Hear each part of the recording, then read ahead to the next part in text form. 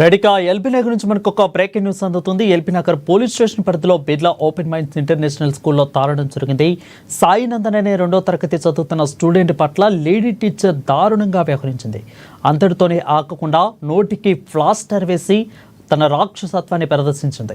ఇకైతే విద్యార్థి ఇంటికి వెళ్లిన తర్వాత మౌనంగా ఉండడంతో అనుమానం వచ్చి ప్రశ్నించారు.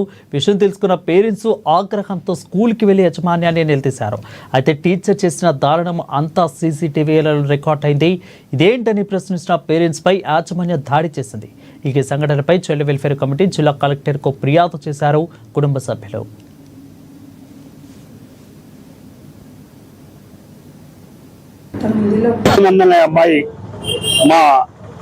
అబ్బాయి మా దోస్తు వాళ్ళ కొడుకు అబ్బాయి కోసం రావడం జరిగింది. గతంలో ఈ స్కూల్లో టీచర్ హింసించడం, విద్యార్థి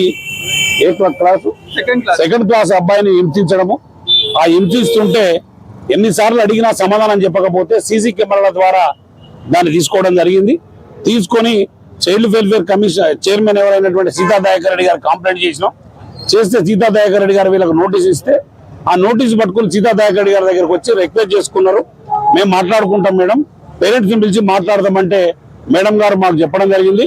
చెప్తే మేము వచ్చి ఈరోజు ఇక్కడ పేరెంట్స్ ఇద్దరు, వాళ్ళ తాతగారు, వాళ్ళ మేనమామ గారు, మేము 5గురం వచ్చినాం. వచ్చి కలుద్దామని లోపలికి పోదామంటే మేనేజ్మెంట్ రూమ్ లోకి రమ్మంటే ఒక్కళ్ళనే రమ్మన్నారు. అరే ఒక్కళ్ళు ఎందుకండి, మేము సామరస్యంగా మాట్లాడుకోవడానికి వచ్చినాం కదా, మీతో గొడవ చేయడానికి రాలేదు కదా అని చెప్పడం జరిగింది. లేదండి ఒక్కళ్ళే రావాలంటే లేదని ఇద్దరు పోయి మళ్ళీ చెప్పడానికి పోయేసరికి ఇంత స్టాఫ్ వచ్చి ఆ సాయిరామ్, చైతన్య రెడ్డి మా వాళ్ళ పేరెంట్స్ పై దాడి చేసిండ్రు. ఆ దాడి చేస్తుంటే మేము అడ్డం పోయినాం. ఇది పద్ధతి కాదు, మీరు దాడి చేస్తున్నారని చెప్పి గొడవ చేయడంలో వాళ్ళు మా మీదనే దాడి చేయడం జరిగింది. When we have joined in the school is normal, అంటే వాడు నార్మల్ గా ఉండే చైల్డ్. సో మేము ఎప్పుడైతే ఈ స్కూల్లో జాయిన్ చేసామో సడన్ గా వాడు మెంటల్ స్టేటస్ అనేది డిటోరియేట్ అవుతూ వస్తుంది.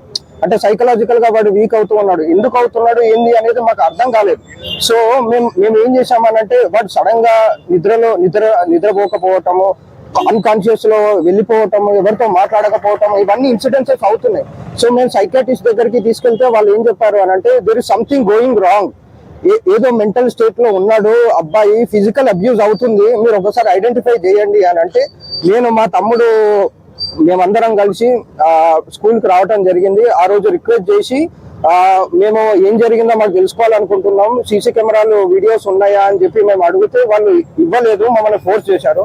సో నెక్స్ట్ మేము ఏం చేసాము అని అంటే ఆ అడ్మిన్ డిపార్ట్మెంట్ లోకి వెళ్ళి వాళ్ళకి తెలియకుండా మేము అడ్మిన్ పర్సన్ నుంచి మేము ఆ వీడియోలు తీసుకోవడం జరిగింది. దాంట్లో మాకు ఏం తెలిసింది అని అంటే రోజు వాడిని టార్చర్ పెడుతున్నారు. ఎలా అంటే వాడి చెయ్యి మొత్తం మెల్లేస్తున్నారు, పెన్సిల్ తోటి కళ్ళల్లో గుచ్చుతున్నారు, మూతికి ప్లాస్టర్ వేస్తున్నారు, రోజు డస్ట్బిన్ పక్కన నిల్చొని వస్తున్నాడు. సో 2 రోజుల్లోనే మాకు ఇన్ని ఫుటేజెస్ దొరికాయి. సో మాకు అర్థం కాలేదు ఇదంతా నిజంగా స్కూల్లో జరుగుతుందా లేదా అని. ఎప్పుడైతే వీడియో చూసామో మాకు అప్పుడు ఒక క్లారిటీ వచ్చింది. సో ఇమీడియట్ గా మేము ఏం చేసామనంటే డిస్ట్రిక్ట్ కలెక్టర్ గారికి, డిఈఓ గారికి, చైల్డ్ కమిషన్ కి, చైల్డ్ వెల్ఫేర్ సొసైటీకి అందరికి మేము లెటర్స్ రాయటం జరిగింది.